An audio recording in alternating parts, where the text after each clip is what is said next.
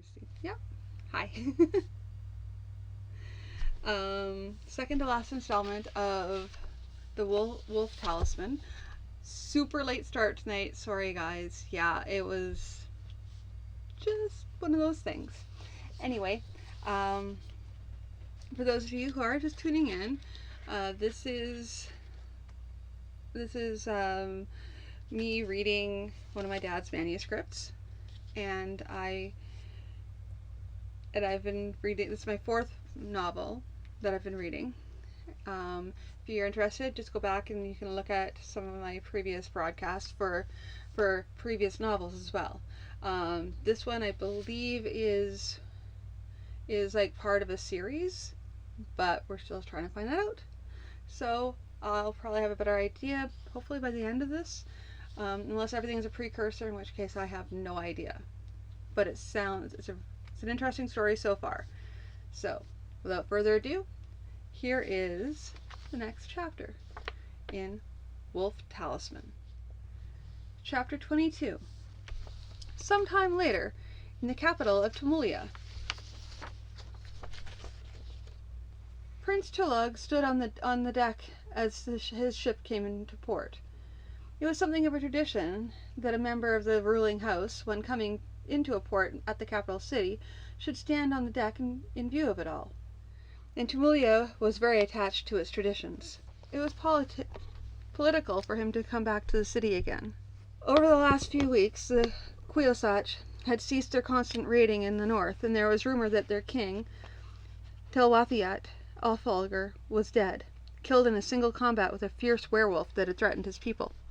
The rumor was strengthened by further rumors that several minor kings under Telwathiat were each attempting to take over the throne left by their late. He had come back to the capital now, with or without a victory. Someone might worry that his popularity and his success might lead him to attempt to win the throne. He had left instructions for spies to be sent out to see just what was going on the Queosach lands, and, if feasible, to send money to one or two of the lesser kings, to ensure that the discord should last as long as possible. He was also making some adjustments in the training and arms of his troops, but with great care and caution. Changing of arms and training for troops might be construed in some quarters as an attempt to build up a personal following among the army in preparation for a coup. He sighed. It would be much easier if he did not have to watch 3 ways before doing anything that would benefit his country. Gefal gave him a quick glance, quick enough that he thought it might go unnoticed. Tugal pretended it had. Trying to explain to Gefal why he had sighed at the sight of the city would require saying some things that might sound like treason. And trying to explain in a voice quiet enough not to be heard by everyone around could be dangerous in itself. His brother, Nurbal, was standing on the dock, and met him at the bottom of the gangplank, with what must have seemed to everyone as a warm and brotherly embrace. Only a person who had been born and brought up in Tumulia, with full knowledge of its politics and noble personages, would know that the emotion was false. But the tradition frowned on demonstrating brotherly rivalry in public. Welcome back, brother. I hope you bring good news. Oh yes, there is some good news, brother. How does it go? But how does it go with you? Narbal shrugged. Some good news, some not so good. Would you honor me by allowing me to accompany you to the palace? The honor is mine, brother. They talked of inconsequentialities all the way to the palace, mentioning bits of news they were fairly sure the other had already heard by other sources. When they came to the palace, a messenger was arriving. From his dress, he was in a Ataskan, and he had carried a cloth-wrapped bundle. 2 brothers watched as he presented this bundle to the chief servant of the Emperor of Tumulia. The Emperor of the Ataskan sends this gift to his brother, the Emperor of Tumulia. The chief servant bowed. It will be brought to the presence of the Emperor of Tumulia to see if he will accept it. In the meantime, our servants will show you to quarters suitable for your rank. Nurbal snickered quickly enough that the Ataskan official could not hear him. Of course, the first thing that will happen before our Father Emperor even sees the thing is that his servants will test it with every known test to man to ensure that it's safe for him to touch it. An expression of wicked delight came over his face. Let's go watch. I wonder what the Emperor of the Etascans is sending to our father. I ought to report to Father first. If you report right at this moment, you'll only have to wait half a day or so before you actually see him. Send one of your servants to pass the word as to where you can be found. If he wishes you to come sooner, come on, brother. Do you really want to sit in the private audience hall waiting for Father to finish dispensing justice to the commons? I suppose it would do no harm. He sent one of his servants off to inform his father's servants as to his whereabouts. They went off to Narble in the wake of the servant carrying the gift from the Emperor of the Etascans. There was a small contretemps when they arrived at the magician's room, since the servants were loath to allow them to enter. Lords, there's a possibility of great danger in this room. We cannot allow you to enter. Narwhal drew himself up. You cannot allow? I think you forget who you're dealing with. The servants hesitated, torn between the knowledge of what would happen to them if they allowed the royal princes to come to harm, and thwarting the will of the royal princes. Come on, man. Do you think the Emperor of the Etascans is so foolish as to send our Emperor some strange device carrying a magical trap? He would know as well as any such thing that would lead to war between our two nations. And he is willing to snatch a bit of territory here and a bit there. He doesn't want a full-fledged war. So if you will persist in this foolishness, I can only believe that you are attempting to take advantage of your position to harass a royal prince. And if I'm left to believe that, then I shall have to take steps. The servant hesitated a moment, then stepped aside. The chief magician himself was a tall, slender man, wearing rather worn black robes, which seemed to leave a trail of dust as he moved. Lords, things have been done in this room that may well be dangerous. Would you not prefer to wait outside? No, we would not, declared Narble. Go ahead. Cast your spells, wave your wands, whatever it is you do. As I told your oaf outside, I doubt the Emperor of the Etascans is actually fool enough to send something harmful to our Emperor. Go ahead, do your work. The magician hesitated a moment, then shrugged. He took the cloth-wrapped bundle and unwrapped it to show a dagger. The scabbard and the hilt were adorned with jewels, the hilt almost to the point of rendering it unusable. But in imperial gifts, utility often took second place to ornamentation. The magician took a rod of wood and passed it over the dagger at about 2 inches, muttering something as he did so. Nothing happened. He shrugged and took another talisman. This one a sphere of silver. The face of the sphere seemed to be unmarked, but he turned it in his hand until he was gripping it at what seemed to be the proper place. He passed this up and down the length of the dagger, and again nothing happened. He waited a moment, then moved the sphere up and down the dagger once more, muttering a few words as he did so. Again, nothing happened. The same thing with 3 other talismans, all of different shapes and sizes and made of different material. By this time, Tulog was beginning to get bored, and Narwhal was fast losing interest as well. The magician suddenly stepped back. So far as I can tell, there are no magic spells of any sort on this dagger. I've used all the tests I know. It appears to be no more or less than what it seems to be. A dagger decorated sufficiently to be considered a gift for an emperor. He opened the door and called in the servant. Take this down to be delivered to the Emperor. As the servant began wrapping the dagger, Narwhal spoke to the magician. Is that your work, then? Passing talismans over the things and watching as nothing happens? The magician's smile was brief. On the best days, yes. There are still 1 or 2 people who will try to slip something past, some harmless-looking item, which will explode in the right hands, and so on. Your father has grown as old as he has by taking no chances. Thank you for your time, then. An interesting display. They walked back out and off to the private audience room.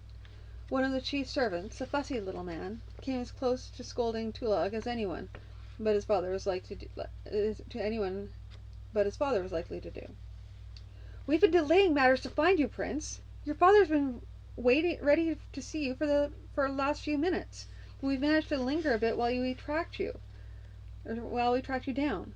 Prince Narble, you were not scheduled to see your father today, but he has asked if we could find you and desire you to be present as well, if you wouldn't mind.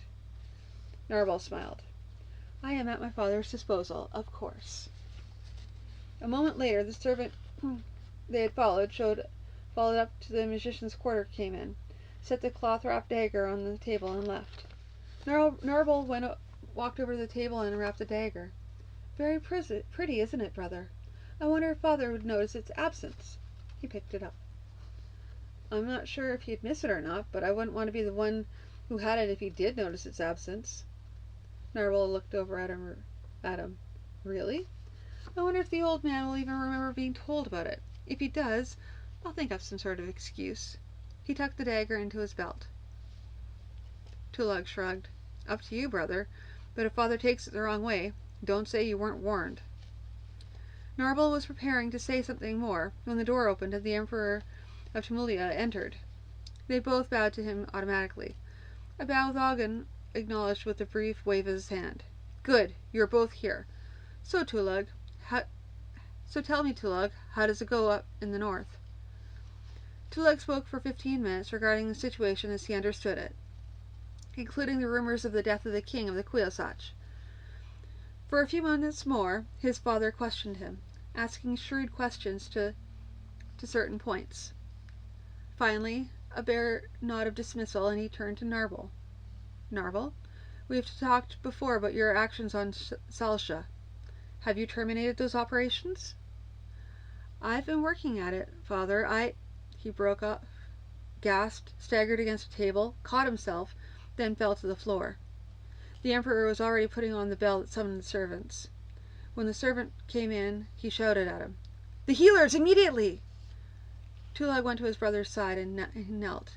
He had seen many dead and dying men in the last few years, and he was fairly sure that Narble was dead. A moment later the healers were in, pushing him aside and working over his brother. He got up and went over towards his father and waited. Several minutes later, the chief of healers got up, came over, and bowed. Lord, I regret we were unable to save him. The poison was a very fast-acting one, and by the time we arrived, there was little we could do. Poison? Ogden glanced quickly at Tulug. What sort of poison, and how was it administered? This might have seemed like a question requiring further investigation of the victim, but the healers who served the ruling houses of Tumulia had come to learn that wherever poison was detected or even suspected, they should be ready with all facts before they said anything. It seems something of a mystery, Lord. The poison originated in the dagger at his waist. We can only suspect that it was held in place by some talisman until the proper moment, then released.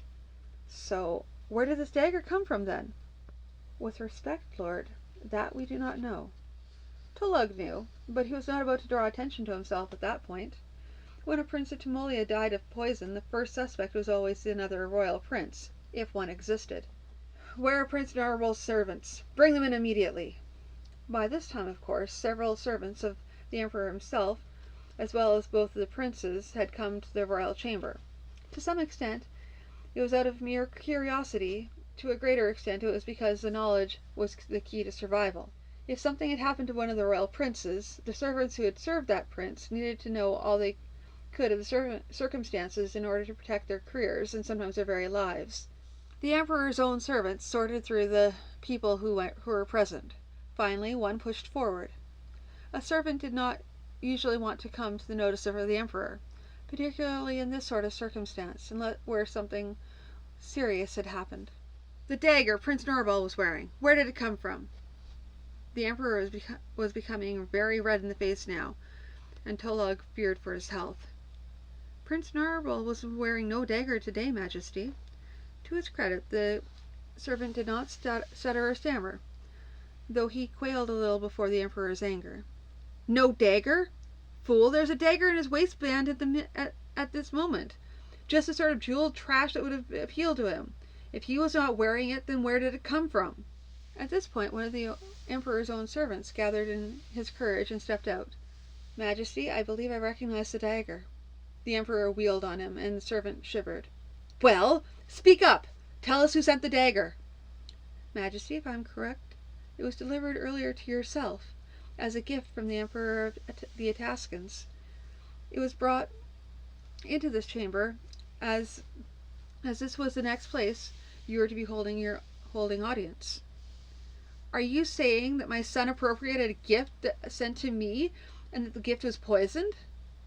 Majesty, all I know is that the dagger was in the prince's waistband, seems identical to the one delivered from the Emperor. The Emperor whirled to face Tulug. The two of you came in here at the same time, did you not? Did he take the dagger here? Yes, Lord. There was no help for it now. He was going to get a scolding for not coming forward, and given the circumstances, he might even get worse. The Emperor opened his mouth to speak, swayed, and fell full length. Like some old pine of the mountain struck by lightning, Tulug stepped forward, but before he could move fast enough, his father was lying face down on the floor. For 5 minutes they worked over him, but with no sort of response. Finally the chief of healers got up and turned to Tulug. Majesty, he is dead. He was old, and his heart was not sound. From the looks of things, a vessel in his brain burst, and the heart simply stopped. Tulug was stunned, but not so stunned that he missed the form of address the healer used. With Narvel dead, he was the logical one to take power. In fact, the only one. But he would have to reach out his hand to take the power, and ensure that any other noble who might be hoping to take the throne was blocked by one means or another. And the first thing to do was to act like an emperor and begin giving orders. Let my father and my brother be borne forth from here, and make preparations for a fitting funeral. Let the late emperor's chief servants, as well as my own people, attend me in the main audience hall. I know not why the Emperor of the Etascans sought to harm my father, but he shall not go unpunished. You have your orders. Chapter 23. A little later, in the Makar territory of Imcro. The men were chasing him, gaining on him, and the hounds were at his very heels. He was gasping for breath as he ran, and there was nowhere to hide. He stopped and turned, determined to die facing his foes, rather than be killed by a spear thrown in the back. Now there were trees where there had been no trees before, and the baying of hounds was just out of sight. The first of them came snarling out of the underbrush, leaping for him. He woke. It had been some time since he had taken the way of the storms from the eastern Makar village to the Ludosani's village, but he still occasionally had these sort of dreams.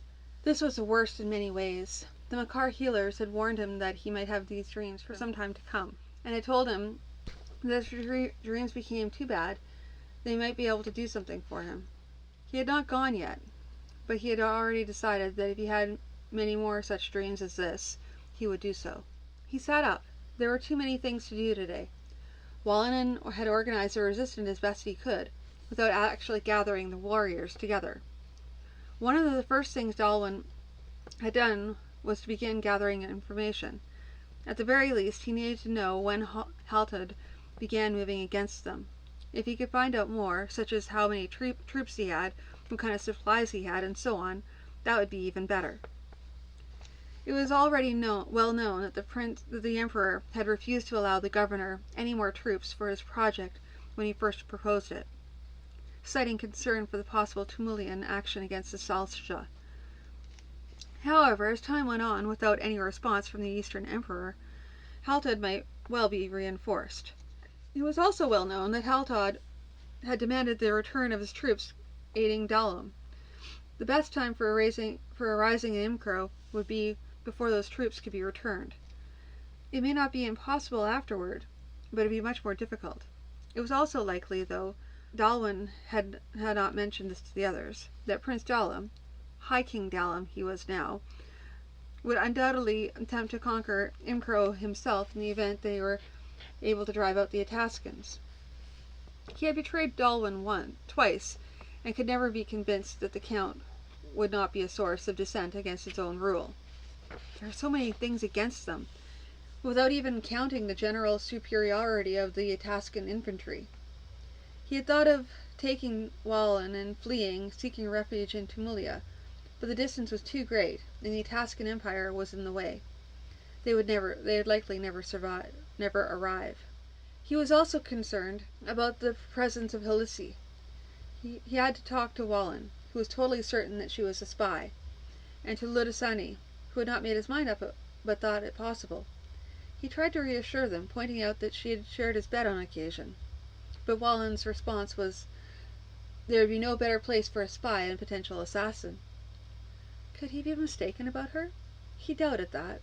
He doubted that he would be able to make Wallen change his mind any time soon. But he must make sure that Wallen understood that Halisi was under the protection of the Count of Imcro, which meant that if she was accused of anything, the case must be brought before the Count to be judged. He doubted that Wallen would try to invent a case against her, but his old comrade was in the habit of suspecting everything she did. This way, if something aroused his suspicion too greatly, he would not feel so free to take immediate action. Cutting her throat and then reporting to his master what had been done.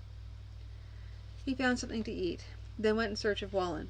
The old warrior was talking to a pair of young tribesmen who had come in with news. He greeted them himself, and then waited until Wallen had dismissed them. The word had gone out that Dalwyn had been taken off as a prisoner by the men of the High King.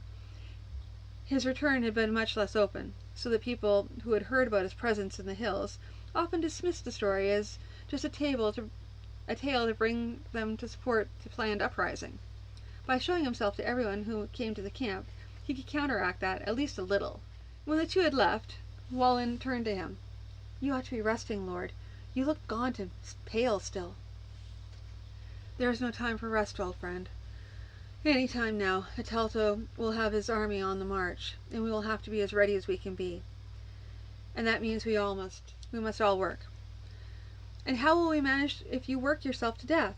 I know you mean well, but you must take care of yourself. Don't worry. I have no intention of working myself to death. But I have been spending too much time sleeping. Now, let's go see Ludasani. We have things to talk over. Wallen continued to look doubtful, but he accompanied Dalwyn to the hut of the chieftain of the Makar. After spending a few minutes in polite conversation, Dalwyn said, the time is coming when we will have to fight. How many of the Makar will support us? Ludasani frowned. Most of the chiefs of the Makar see the danger in the policies of the Ataskan governor, but there are a good many who prefer to avoid doing anything to aggravate an already difficult situation. They say that the governor already dislikes and distrusts us because of our difference. If we join in the fight against him, will that simply not prove that he is right? He waved a hand as Dalwyn began to speak, and continued, I know and you know that his dislike is not likely to change for anything we will do, and meekly bowing to his commands and letting ourselves be forcibly resettled in some place where we can be carefully watched will not raise our status in his eyes. For myself and some others, we see that the fight is uneven, but it seems better to die fighting than to be herded blindly together to wait whatever fate he may decide for us. Can you give us any numbers? I know 100 for sure, perhaps as many as 300. You know we do not fight so well in gathered bunches the way you do, but more in little bands or groups of 2 or 3. But for all that, we can make them fear every tree, every fold of ground, and every clump of brush. Dalwyn nodded. That will help. Indeed, I was hoping to use many of your people as scouts to tell us which route they take and how many there are. Ludasani nodded. That we can do. They went on to discuss the possible numbers of human warriors they could gather. We have promises of upwards of 2,000, Wallen said. But when it comes to send the summons, I'm afraid we'll find considerably less than that. Some will not come because summons will not reach them in time. Some won't come for the same reason that some of the Makar won't support us, because they don't believe we can win. Dalwyn nodded. So it would seem. If we can win even one battle, however, I think we might turn that around. Wallen turned to look at him. You have some sort of plan in mind? Something that would allow us to win a battle over the Ataskan spearmen? Dalwyn shook his head. Nothing so well defined as a plan, but say rather a circumstance that would remove some or all of their advantage. You know how they fight, in that solid line of shields, presenting the long spears as a hedge that no one can penetrate. They can manage to hold that formation as long as the ground is reasonably flat. If we allow them to choose the ground to fight on, they can beat us most times. If we choose the ground, however, we might well force them to fight in something other than their usual formation. Wallen's eyes lit up. Did you have a particular place in mind? He shook his head again. Not until we know the route they'll be taking. But then again, we know this country better than they do. However they come at us, we'll find a place to fight them. Italto won't find this job quite so simple as he expects. That brought a grim expression to Wallen's face. Lord, about the girl, Italto's daughter. We ought to do something about her. Dalwyn sighed within himself. He had hoped to bring up the subject in a less charged atmosphere, but it appeared time would not wait for him. She is no spy. She is running from a father who sees her only as a thing to be traded for favors, though she may have no idea what she is running to. You believe all that, Lord? You remember, I have been talking to her, Wallen. I believe much of what she says, and further, I'm putting her under my protection. That means if anyone has any evidence that she is a spy, and she is attempting to harm our cause, they should bring that to me. If I judge it to be true, I will make my decision at that time. Wallen glowered at him. Has she witched you then, Lord? You'll let her wander among us, noting our strength and our weaknesses, to report all to her father and his pack? He turned and looked at Wallen, his eyebrows raising slightly. Am I such a fool then, Wallen? I have told you, if you can bring me evidence of her spying, I will act on it. But I will not have her harmed merely because someone hates the Taskins, and particularly her father. I would appreciate it if you passed that word, you and Ludusani, so that no one does anything foolish. The expression on Wallen's face flickered slightly. As you wish, Lord. He left them, knowing that Wallen would follow his orders. A bit reluctantly, perhaps, but he would follow them.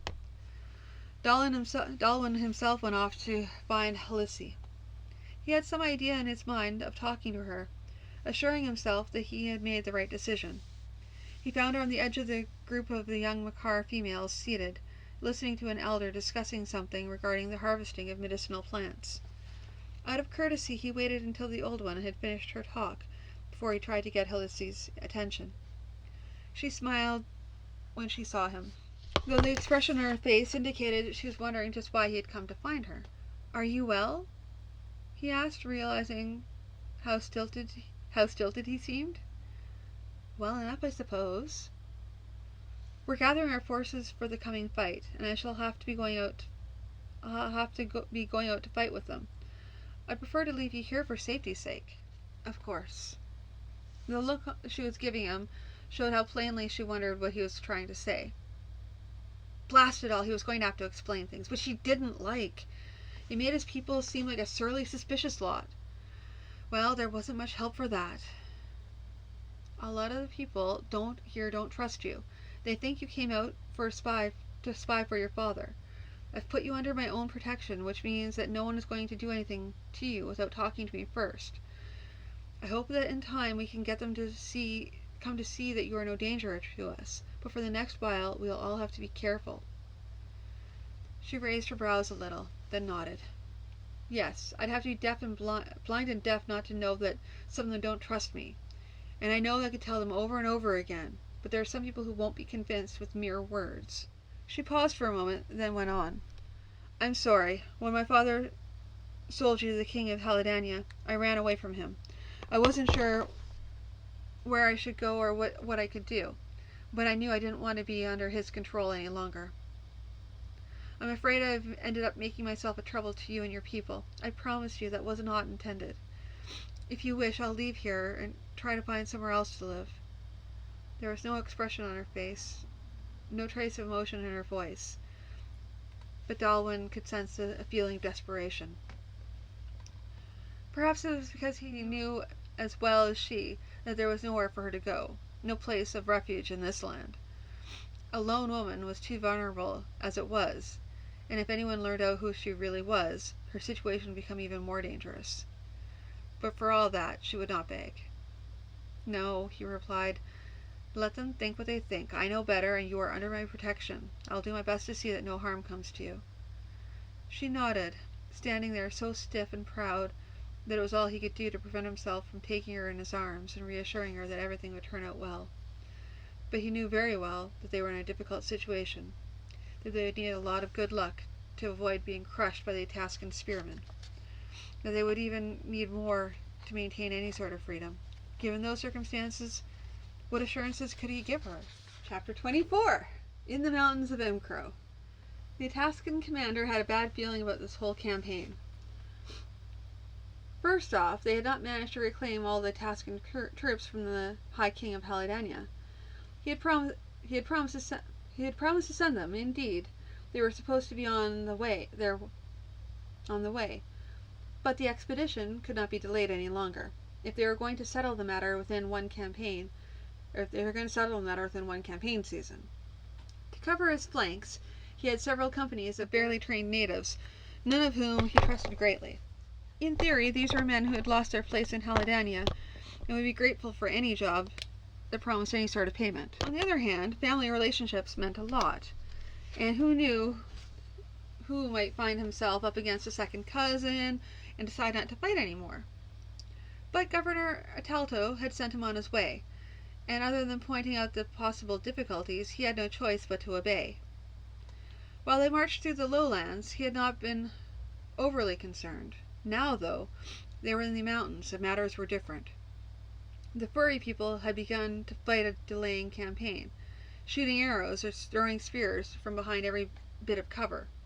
By the time they got the troops formed up to deal with the danger, the ambushers were long gone.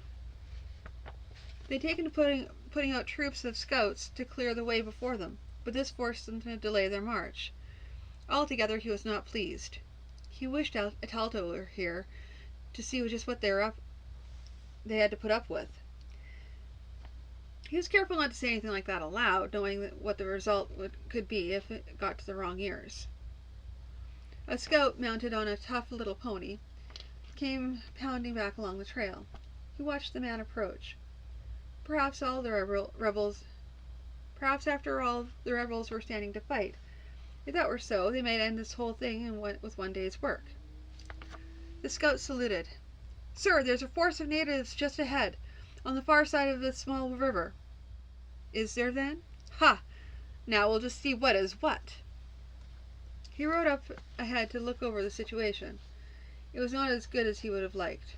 They were on the far side of the stream, though it seemed likely the stream was fordable along most of its length through this small glen.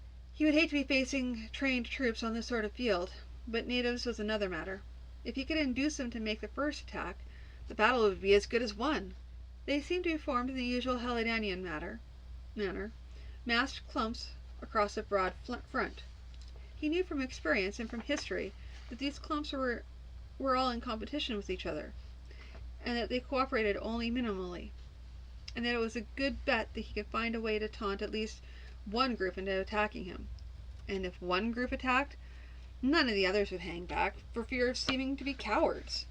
He gave orders for his troops to take up their positions. Itascan training and discipline were evident as the spearmen moved into position with no wasted motion. The space was a little small, so he had a small secondary force formed up behind the main line.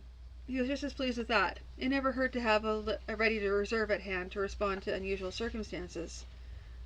Then they waited. After a while, it became clear that whoever was at the head of the force across the river was no ordinary Halidanian chief. His men shouted taunts in bad Itascan across the stream, and occasionally a small group would come up and let go a volley of arrows or sling stones. But that was all. There were no attempts to come across and attack the imperial force. The commander was still not unduly concerned. He could wait, and could most certainly wait longer than the natives.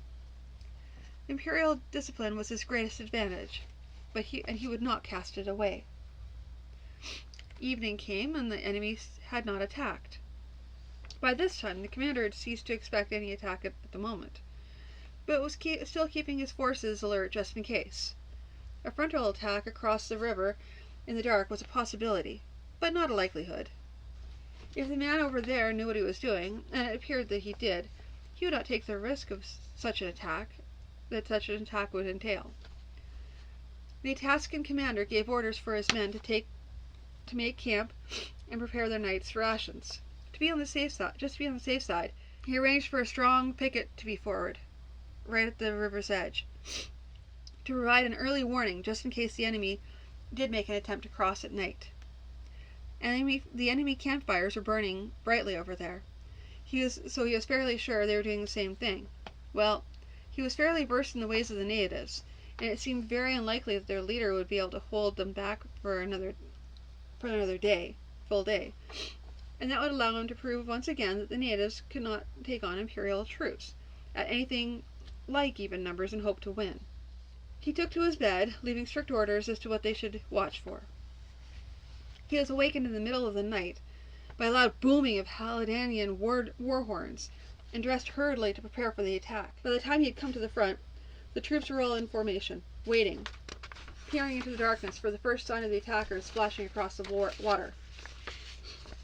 Then the horns ceased, and everything was quiet. The Itascan commander was aware that some stratagem was being used, but couldn't be sure just what it was. Were the natives playing on his nerves, sounding the horns to bring his troops to their positions, then waiting until they relaxed their guard in order to attack? Or were they not intending to attack at all, but bringing his forces to the alert in order to weary them for tomorrow? He called for scouts and sent them across the river in several places just to see what was going on the other side, then waited. After a few hours, the scouts began to return. They all brought word that there seemed to be no preparation for attack, that the army seemed to be sleeping. 4 scouts had not returned, and did not return. Still, it appeared that the whole thing had been a trick. He sent his men to their beds for what little remained of the night. The sun came up, and the army took their positions. The commander gave orders to have the men eat in relays, so there would always be at least a part of the force in formation on the riverbank. If the enemy attacked, the spearmen could get back to their positions with a minimal amount of delay, but at least the greater number of them would be able to fight on a full stomach. And he knew just what a difference that could make. The natives were still in their clumps and bunches over the river, and he marveled at the ability of their commander to hold them in check so long. There was a stir and alarm over on the right wing. He rode over to see what was happening. An extremely young-looking officer met him part way. "Skirmishers in the woods, sir. They aren't coming out to fight hand to hand, but they shoot arrows or slings and stones at us. I've sent a small force of light infantry to drive them off." "Very good. Stay alert, just in case." There is an alarm from the other rank. Final admonition to the young officer to stay alert. He turned to go back the other way. This was very much different from anything he had seen or heard the natives doing. He doubted that either flank attack was anything more than what it seemed, a harassment to take his attention. But if there were trails through these woods, other than the well-marked ones, it was entirely possible they could slip large numbers of men up onto the flanks and have them hidden in the woods. Even the fact that his light troops were finding nothing but skirmishers was no guarantee. That may have been the whole point, to convince him that all he had on his flanks were light skirmishers. Then at the last would come a heavy attack from one flank or the other, or perhaps both. He was suddenly aware that there was forest all around him, though in the rear it was not quite so close. Could they slip troops all around him? He shook his head. No, they had a fair idea just how many men in the uprising could manage to gather at this time, and it wasn't enough. To surround his force, the enemy would have to spread himself so thin they wouldn't be able to hold it in any direction. But just to be safe, he called one of his aides to him. "Have a few light troops scout out the woods on our rear.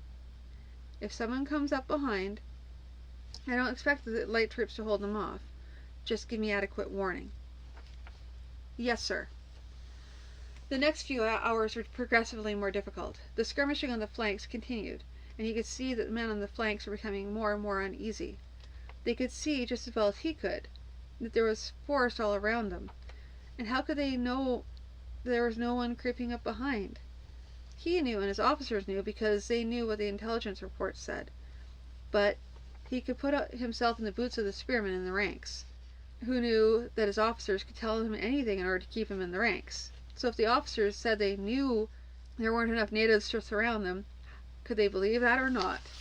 To make matters worse, small bands of slingers were coming down to the edge of the river and hurling stones into the Itascan ranks. At that range, their accuracy was not great, but even pure chance said they would hit someone now and then. He sent slingers of his own to drive off the enemy's slingers, but the enemy were not massed in groups and could dodge where his spearmen could not. He had them kneel behind their shields, which only helped to a certain degree, since the slung stones were coming down at a fairly steep angle. Of course, it would be hard on the natives to wait as well, perhaps even harder than on his men, since his men were trained for this kind of thing, standing to their ranks for long periods of time, even under fire. And while the enemy were not under the fire to any extent, they were not in the habit of waiting for any length of time. At noon he made his decision. It was not that he feared his ranks could be severely depleted by the skirmishers on the flanks and the slingers across the river, but that the continued sniping was having an effect on the men's morale.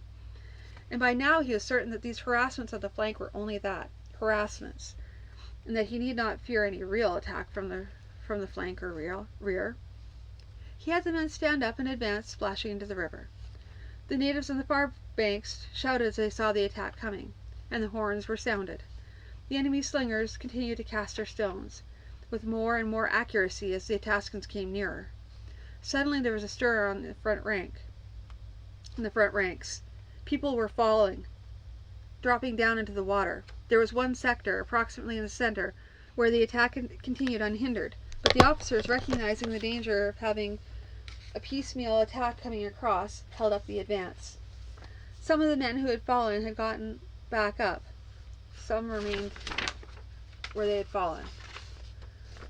Word passed back to the commander that the holes had been dug in the stream bed and tripwires set as well. Not only that, but sharpened stakes had been fixed so that when men fell forward, they often gashed themselves. Sometimes their breastplates saved them from serious harm. Sometimes the stakes hit bases or throats, or bare arms. Why had the scouts last night not found these? Likely the lot of them had got across at that central point and spread out from there. On the other hand, he was missing 4 of them. The men on the flanks began to move forward cautiously, poking with their spears to find holes or tripwires, but their advance was seriously slowed, allowing the enemy slingers and archers, and now even javelin men, were very good targets. The casualties were mounting swiftly.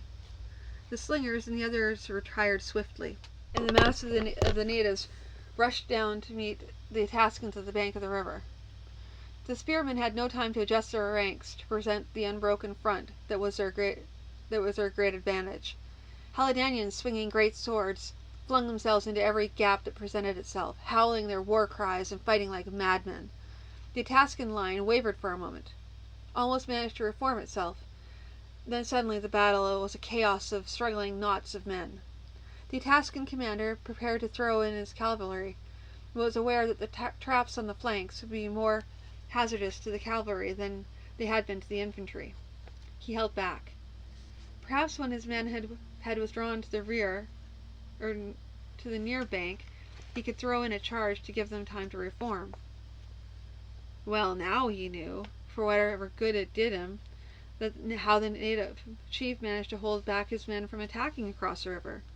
It was one thing to hurl yourself forward to die a warrior's death against the spears of your foe, but quite another to hurl yourself forward to die like a fool in your own trap.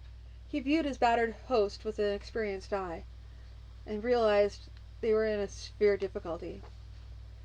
If they were unable to solidify their formation and hold where they were, the battle was completely lost. When they retreated back across the river, the men on the flanks, feeling their way back through underwater obstacles, would arrive on this bank badly disorganized. Even though the enemy would not follow them through the river, they would be able to maintain a continuous pressure on the center and make it difficult for them to reform.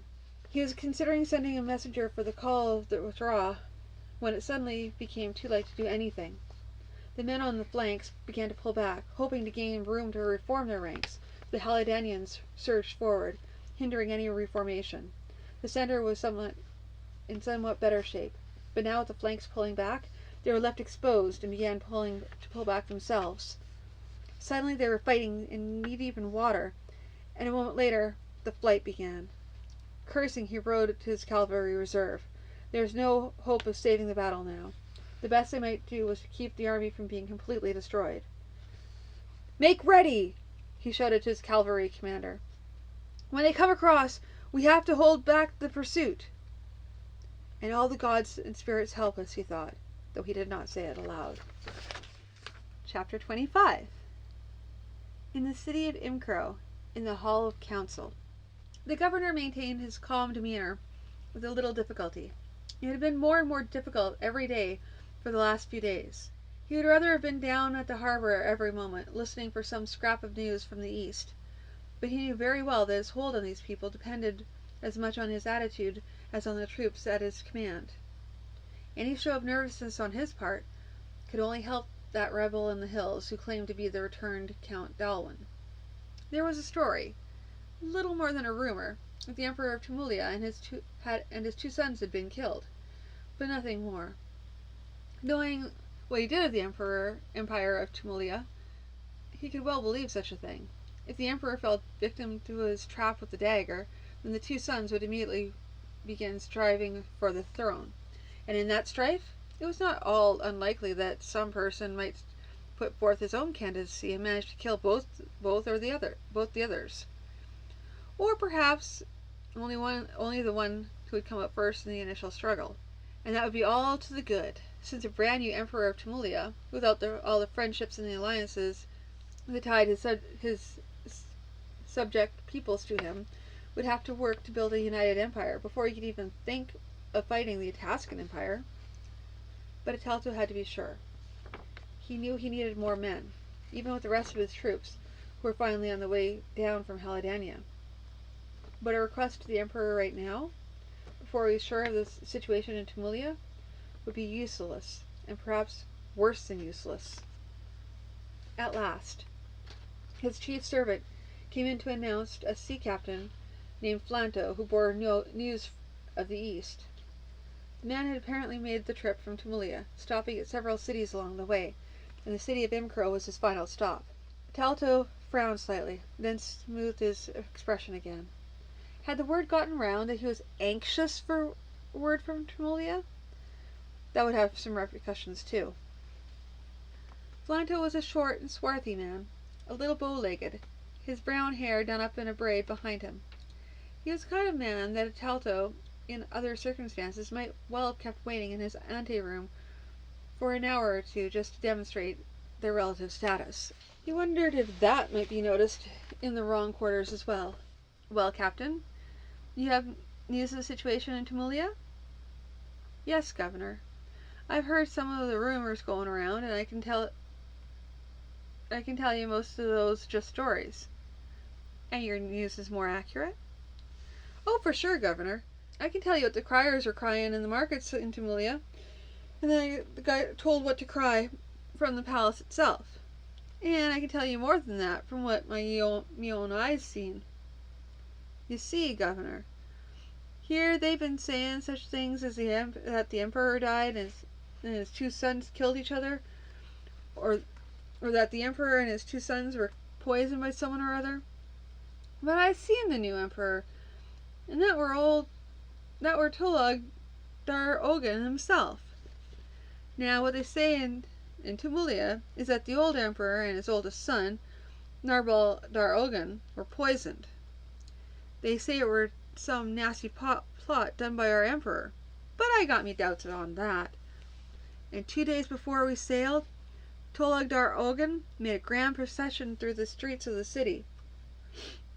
Reason for that were, he wanted to make sure everyone knew who were in charge, that he weren't dead by the way the market rumors were said. And he proceeded through the harbor area too, so that ships going out to the other parts would be able to take the news too. Now he ain't said just what he plans to do, but he's made it clear he blames our Emperor for his father's death. and I expect he means to get ready to fight us. And that's about the gist of it, and it was a very serious gist indeed. With some effort, Atalto managed to keep the expression of dismay off his face. Inwardly, he cursed that fool Daltron. He would have to have him brought in to explain just how it was he'd made such an excellent mess of things. He asked the captain a few questions, as though to clarify what his news was, then sent him on his way with a small gift of money, enough to impress people with the generosity of the imperial representative, but not so much as to suggest that the news was of some vital importance. That done, he'd had his chief servant send out for Daltron, then turned to other business as though nothing were the matter. He was hard put to maintain his composure when the chief servant announced that the military commander in charge of the force sent up to deal with the rebellion was asking for an urgent audience. Atalto was not an expert in military matters, but he knew that news coming in this soon could not be good news, particularly if it was brought by the commander himself. The commander had clearly been living rough for some time, and he bore the marks of several wounds. Atalto's presentiment. What news, Commander? Defeat, sir. We were led into a trap, and suffered for it. He felt a frown on his face, but there was no point in trying to hide his feelings in the matter. What troops have you brought back? 46 cavalry, sir. We may have a few others straggling in over the next few days, but that would be about the extent of it. 46 cavalry? The ones on the fastest horses, I suppose? He knew that was unfair and uncalled for, but couldn't help himself. This means that the rebellion will soon become general, does it not? And as I recall, you took all but 500 troops in your force. Tell me, Commander, how long do you think we can hold the city with 500 men? And worse than that, if I recall correctly, 200 of those were natives whose loyalty is to their paymaster. If they see their pay is in danger, how much do you think we can count on them? My first question, Commander, how long can we hold this city with 500 men? The commander shook his head. When we were marching up, the people were wary, but not overtly hostile. When we were coming back, they began to be more sullen. And once or twice we even ran into ambushes, which I'm certain were arranged by the locals without reference to the leaders of the rebellion. But all that means is more disorder in the countryside, people taking advantage of the situation to do a little banditry under the cover of rebellion. It won't help the actual rebel army much. It might even hurt them by forcing them to requisition their own supplies at sword point. I think we can hold the city until the rest of the force arrives from Haladania proper. We can depend on the loyalty of our native troops. They have little to hope for from the rebellion, having put themselves on the wrong side already. Atalto shook his head. Forgive me for doubting you, Commander, but I'm afraid I can't allow it. I don't think we can trust the natives. In fact, I want you to give orders that they are to be disarmed immediately. We will take our own troops and march out to meet the forces coming down from Haladania. The High King will not turn us away because he'll want our help in dealing with Imcro. We will continue to be a focus for the rebellion against him, a place for fugitives to flee from his justice, or even at last a base for an attack. We'll also have to send a request to the Emperor requesting reinforcements. He refused to send them initially on the grounds that Tumulia threatened us in the east. I suspect he will change his mind, however, when it's a choice between either sending them or losing the province. He stopped suddenly, realizing he was telling the commander much more than the man needed to know. Go on now, clean yourself up, and send out orders to disarm the native troops, and prepare our people for the march. Yes, sir. He could tell that the commander was not happy with the way he was being treated, but the fellow had lost his army and possibly the whole province. How much consideration did he think he had coming? From the way the chief servant accepted his order to make preparations to evacuate the city, he knew that they had all been listening to his interview with the commander. Well, there's little you could do about that. It was usually better if servants had some idea of what was to be done, but he just might keep it in mind for later.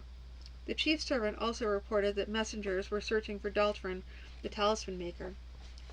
He would want to wait as long as he could. but he had a suspicion that the man had already heard word from Tumulia and had disappeared before he could be called to account. In the meantime, there were things to be done, and orders which only he could give. For instance, even the short time they'd been in Impro had produced large numbers of records. How much of these were vital and should be carried with them, and what could be dispensed with? Some of these decisions the servants could make, but then there were certain classes of documents which they knew nothing about, and many of these must be taken at all costs, and only destroyed if it were a case of preventing them from falling into enemy hands. What? In the midst of all this, it was suddenly reported to him that Daltron, the talisman maker, was waiting in the anteroom, if the governor still wished to talk to him. Talto was a little surprised. He had already assumed that the talisman had disappeared. That he was present meant that he had either not heard the news, or that he had heard the news but felt safe from criticism. That second possibility brought a slight chill to Talto's back. Did that mean he had some sort of power that would prevent Talto from punishing him if he thought the punishment was merited? All his dealings with Daltron had given him an appreciation for the man's shrewd intelligence. He must know something which he thought would keep him safe from reprisal. It was these things in mind that he had the man summoned to his presence, and required that they be left alone. Well, have you heard the news from Tumulia? And what do you make of it? The man shrugged. It's hard to say. Knowing the dosage of poison used, it was just possible that if the son were embracing the father at precisely the wrong moment, he might have been poisoned too. I'd guess it was more likely that the younger son took advantage to slip the dagger in his brother's back the moment they saw their father dying, and in order to cover his murder, he blamed it on the poisoned dagger. You dismiss this so calmly. Do you realize what this means? The talisman maker shrugged. It means that your plan has gone all out of balance, and the Emperor isn't likely to send you the troops you need.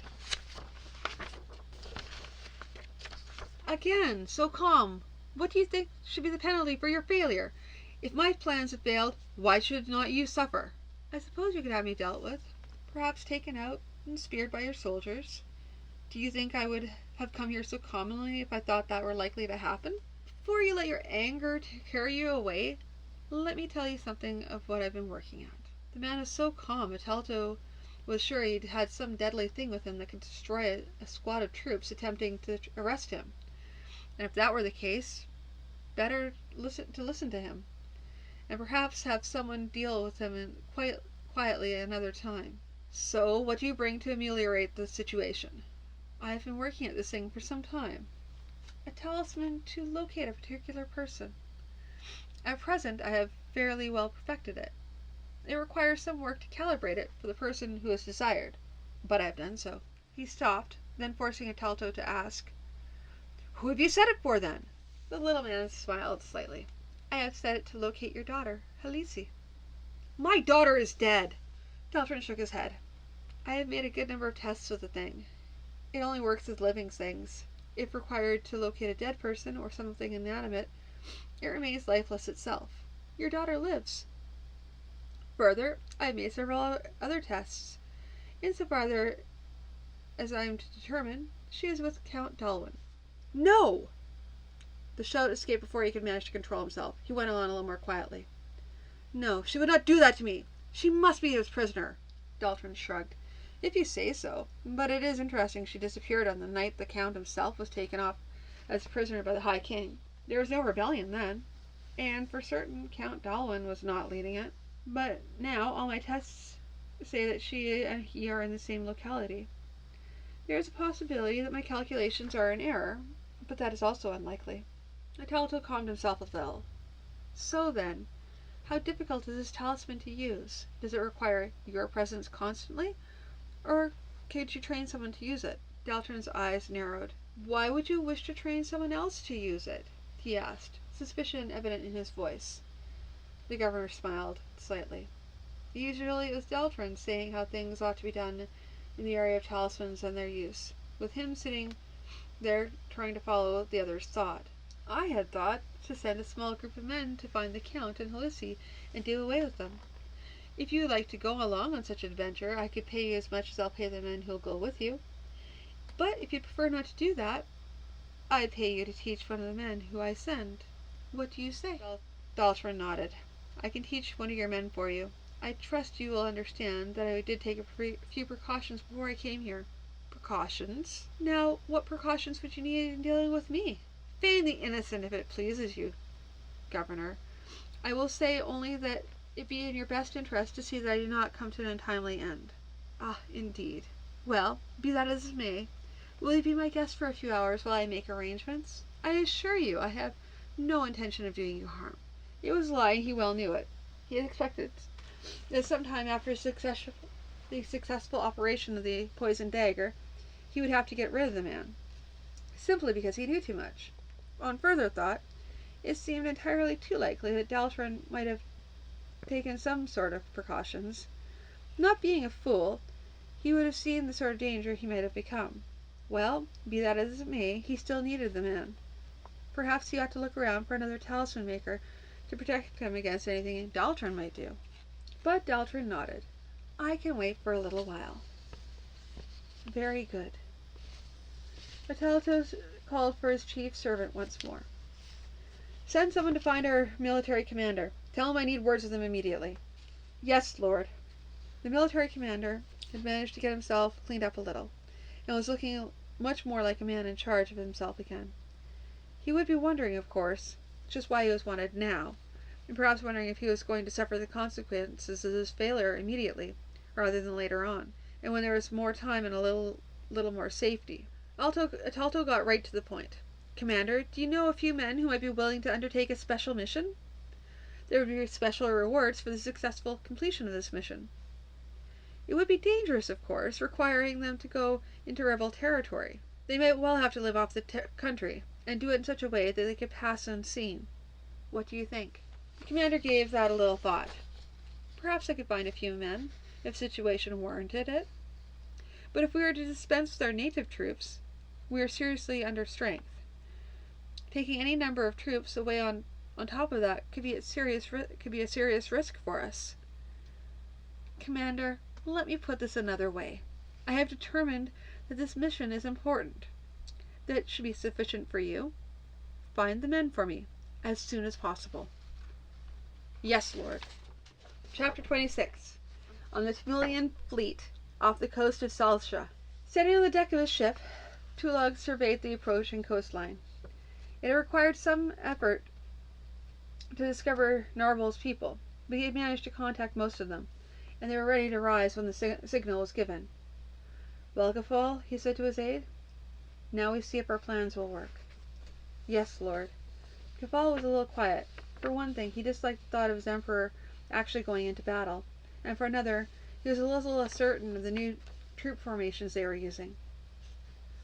Tulog smiled at him, hiding his own fear.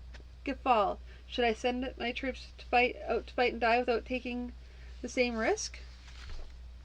Yes, Lord, you ought to. After all, what does it matter if any of your soldiers or 1,000 of them die? But it will matter a great deal if you die. Tulog's smile broadened. Ah, but don't I always go into battle when I'm allowed to?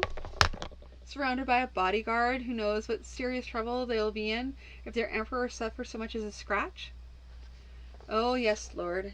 And how well will they be able to protect you when the battle is lost and the field is a mass of men running for their lives? Ah, but the answer to that is not to lose the battle. Yes, I know, you dislike the thought of trusting so heavily in the new formations I've produced. And I point out again that I've come to a compromise with you and the others, and have not changed the whole army over until we see just how well the new formations work. But now we are coming close, and I think it's time to make ready. He slipped his helmet on. Ahead of him, the ships were pulling up on the beach and unloading the contingents of men, who were rapidly taking up their positions. Already a small party was bounding up on a low height beside the beach in order to light the first signal fire, which would bring the people of Salsha up in revolt against their Ataskan masters. There was still the problem of the Quaosach. That was not going to be a problem for some time, though. At least until someone rose up to take the place of Telwathiet Othfigur. With the worst possible luck, such a person might come forward before Tulug could finish dealing with the Salsha. At that point, it might be a case of deciding whether Salsha could be conquered in time to shift sufficient troops over to the mainland to face the northerners. He shook his head. His decision had been made, and it would do no good to fret himself with possibilities and likelihoods. The captain shouted a warning, and he took hold of a halyard as the ship struck the beach. A moment later, they were leaping over the sides of the ship and waddling and wading through the surf. So far, it had gone very well. It was difficult, if not impossible, to get a force of his size ready and moving without everyone in the world knowing about it. On the other hand, the Atascans did not have the force to watch every strip of coastline where an invading force could conceivably land. On their trip over, they had run into no Atascan boats to come and give the warning as to where they were heading, and there appeared to be no Atascan troops in this neighborhood at all. It would not do to be complacent, though.